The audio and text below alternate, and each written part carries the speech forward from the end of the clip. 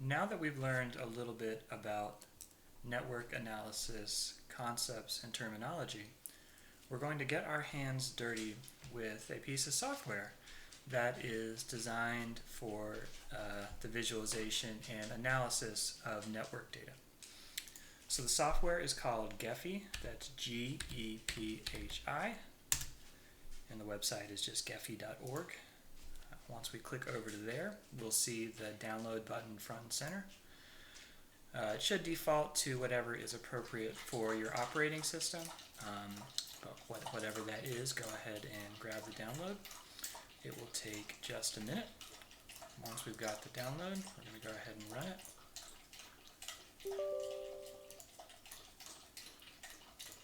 We do agree to the licensing agreement. You can install it wherever you want and make the shortcut whatever you want. The defaults are all fine here, and then we will install.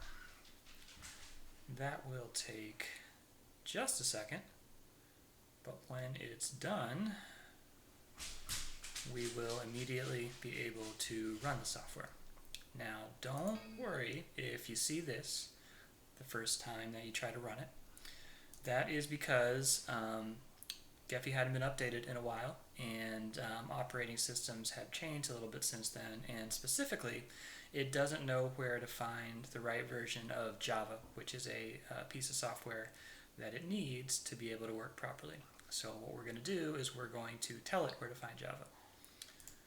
So we're going to open up our computer. Again, this is for a Windows machine. If you're on OS X, you'll do something similar. But Java will most likely be in Program Files x86. So click into that, click into Java, and finally there should be a folder under Java, which is the most recent version of Java. Once you're in there, we're just going to grab the whole path to this folder, and we're going to copy it. The shortcut for that is Control-C. Once you've done that, we're going to go back and we're going to find where Gephi is installed, and that'll just be in the regular Program Files folder. I'm going to click into that, find Gephi. Once you're inside Gephi, you are going to look for the etc folder.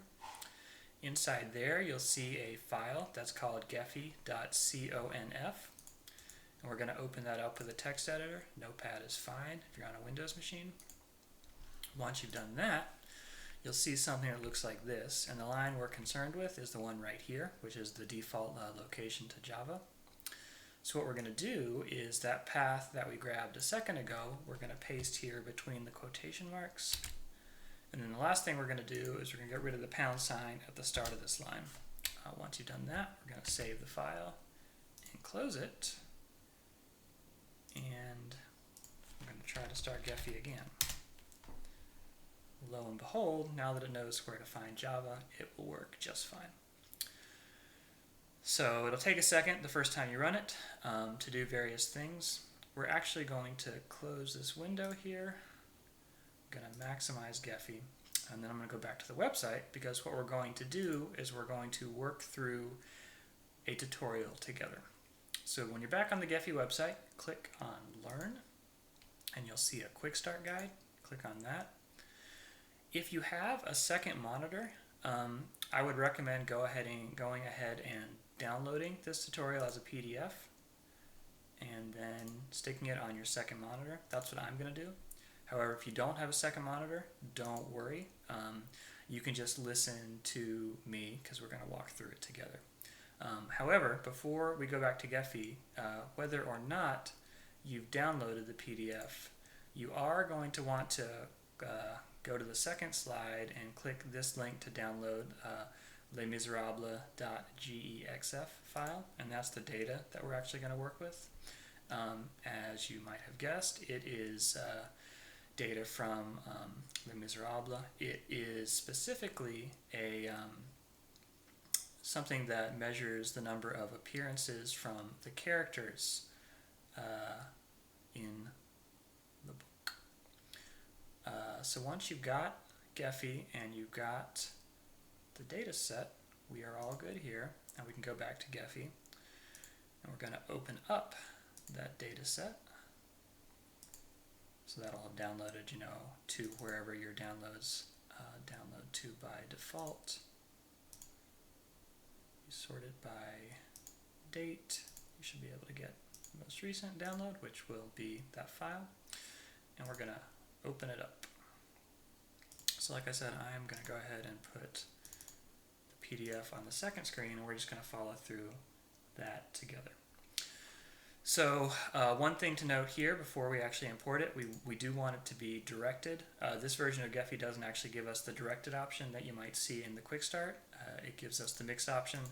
There will be a couple of cases where what we actually do today is going to be a little different than what's in the Quick Start. That's because, again, the Quick Start is based on an earlier version of Gephi than the one that exists now, but don't worry, we will talk through all of that. So we've changed it to mixed. We're going to click OK, and you'll see something that looks something like that. The initial position of the nodes is random, so it may look a little different on your screen. So now that we've got that, we're going to look at some of the basic ways we can just play around with this. There is a slider in the lower left that you can use to change the width of the edges. It gets pretty crazy pretty quickly, so we'll keep it more or less where it started. You can also use your mouse wheel to zoom in, and you can use right click to pan. Don't worry if you do what I just did and completely lose the graph.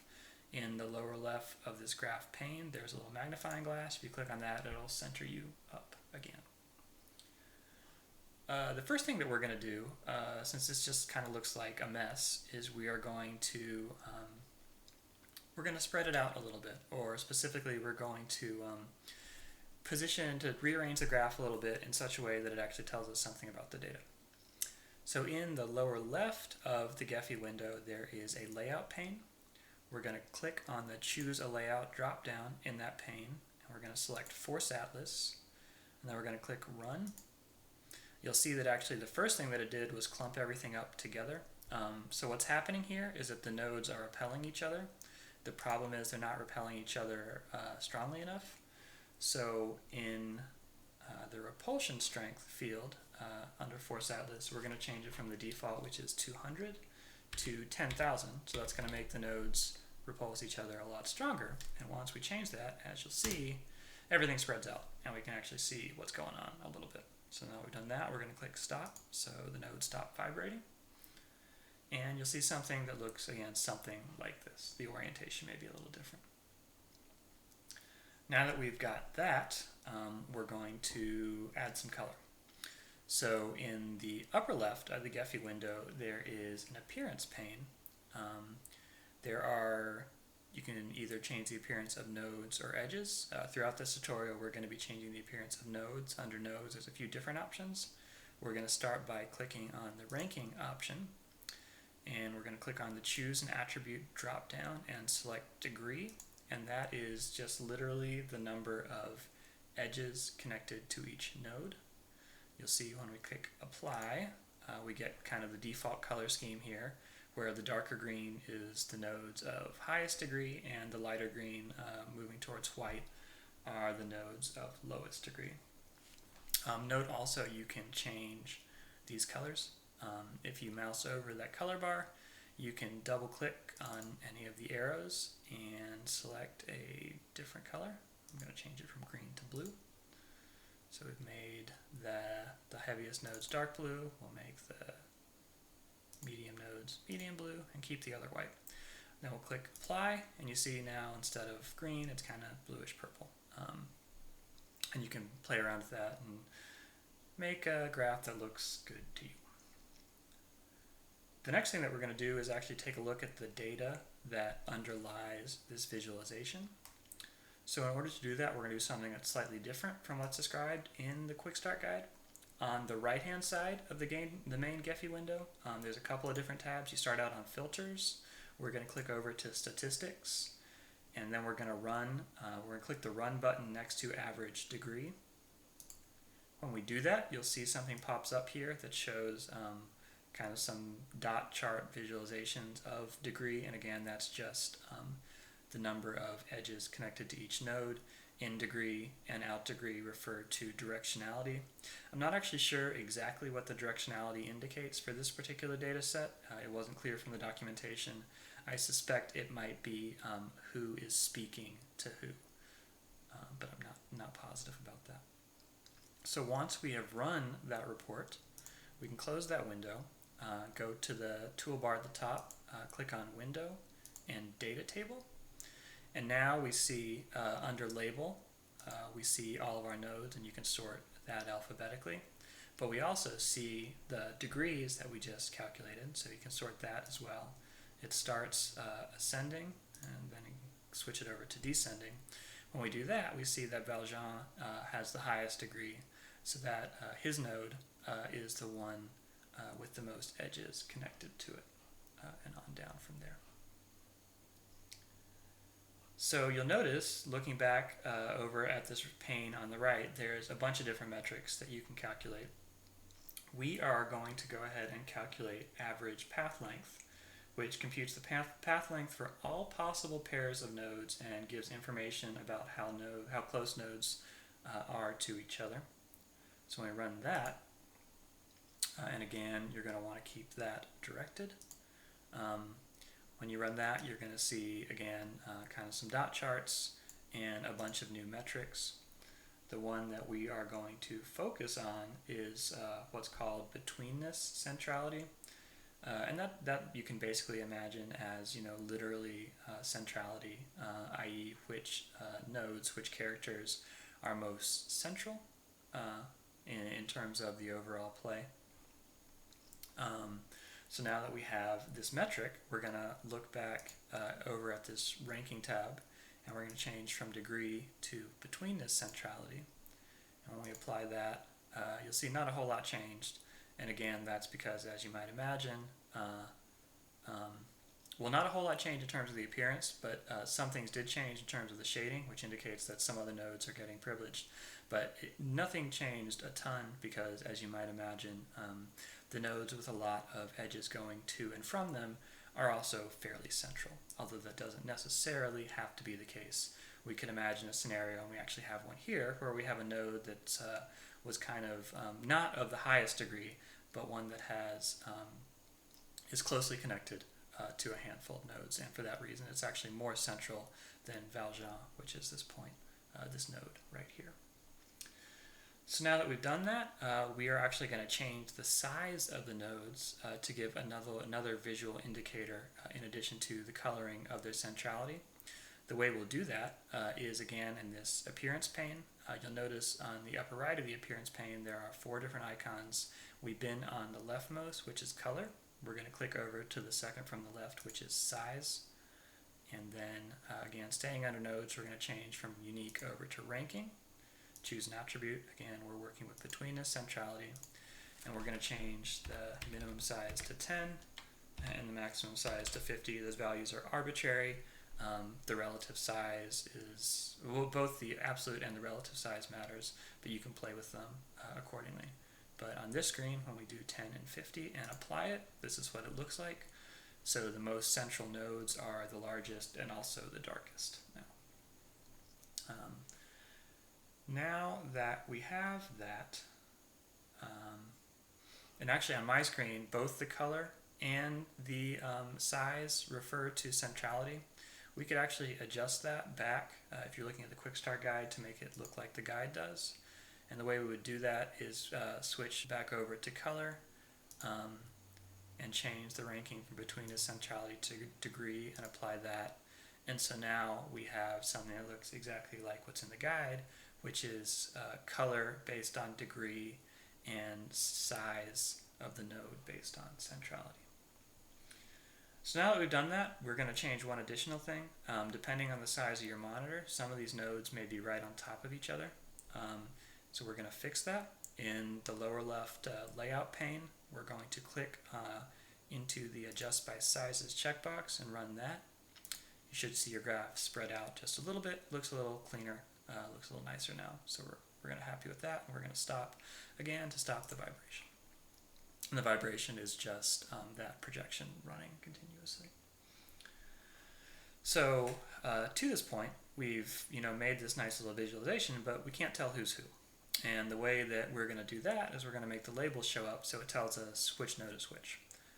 in the lower left of the main graph pane, there is a uppercase T icon, which is the Show Node Labels button. We're going to click on that, and we'll have some labels now. You can manipulate those labels with the right-hand slider here and the buttons to the left of the right-hand slider. The first thing that we're going to do is click on the left of these two letter A's to the left of the right-hand slider to make things extra confusing. We're going to click on that, and we see a couple of different options for how we want the size of those labels to be calculated.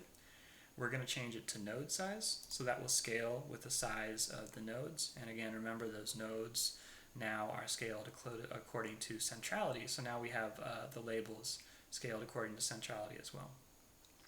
You can play around with the slider on your screen, make them look good on your screen. Once you're happy with it, we're done with that. So now we've got some labels as well.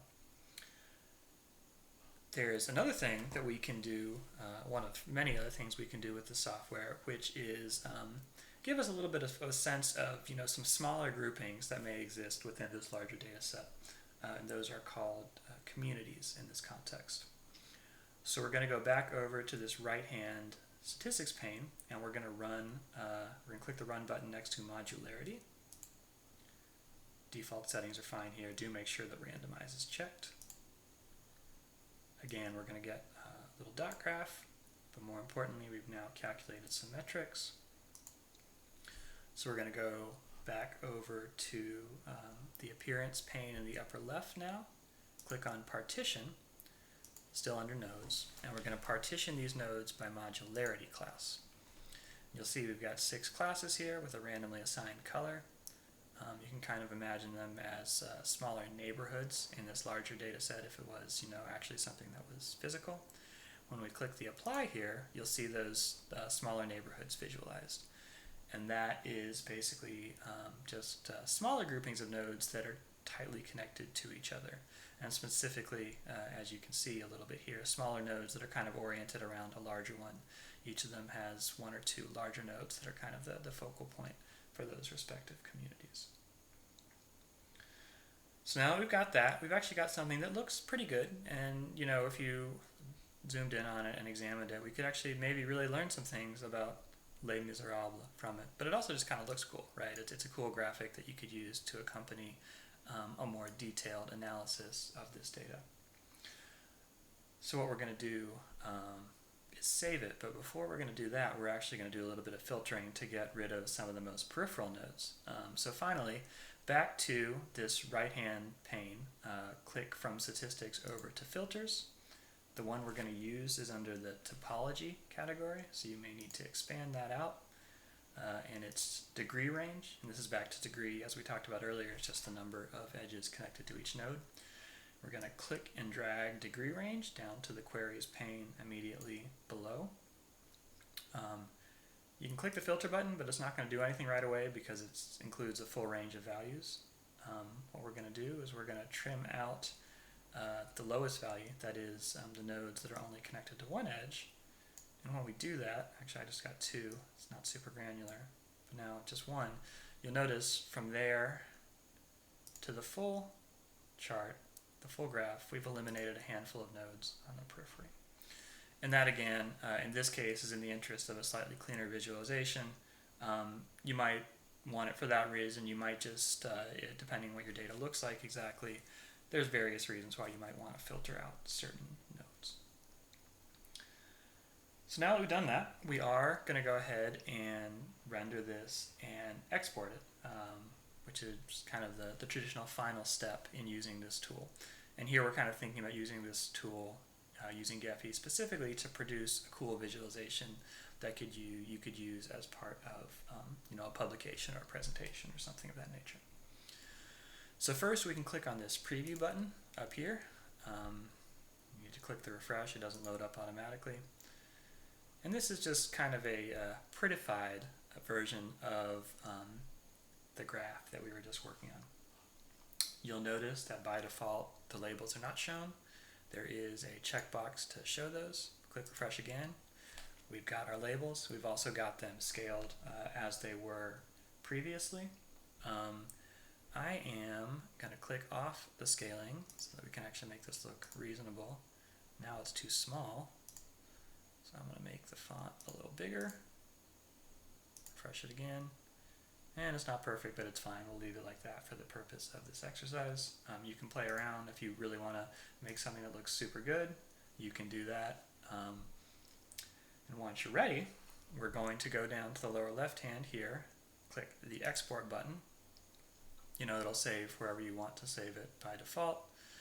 And you can save it as either a PDF or a PNG or an SVG. Depending on your use case, SVGs might be preferable. Those are vector files that will scale well to any size. You know what a PDF is, and a PNG is just a more basic pixel-based image file. So once we are happy with the file type, we're going to go ahead and save it. And that is all there is to producing a visualization in Gephi. The final thing that we're going to do before finishing this part of the tutorial is actually saving the workspace itself that we've been working on in Gephi. The way we do that is through the File menu and Save. And again, you can save it wherever you prefer. And it will save as we take a look at what it saves as, it will save, the workspace will save as a .gephi file, so that's something that you could open up again easily in Gephi. So with that, we've gone through some basic functionality of the Gephi tool, and we've produced a basic visualization based on a sample data set. In the final part of this session, we will talk briefly about what it might take to get some of your own data into Gephi so that you can visualize it in this same way. Thanks for watching.